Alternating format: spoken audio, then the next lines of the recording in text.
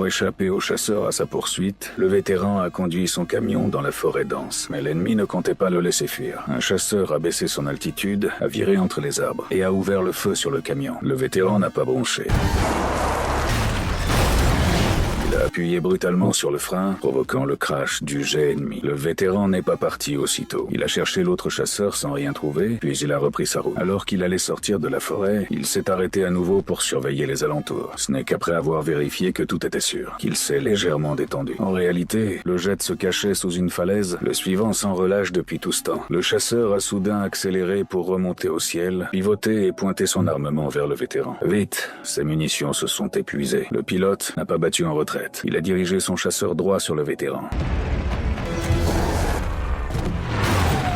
Le vétéran a freiné d'un coup sec et le jet a dévié dans les airs au-dessus des rondins. Le pilote venait d'atterrir et a ouvert le feu sur lui. Ses gestes ont mis le vétéran hors de lui. Soudain, le pilote a affiché un sourire étrange. Le vétéran a tourné la tête et a vu un autre chasseur arriver. Il est aussitôt remonté dans son camion, a chargé les rondins et pris la fuite rapidement. Mais le chasseur l'a vite rattrapé.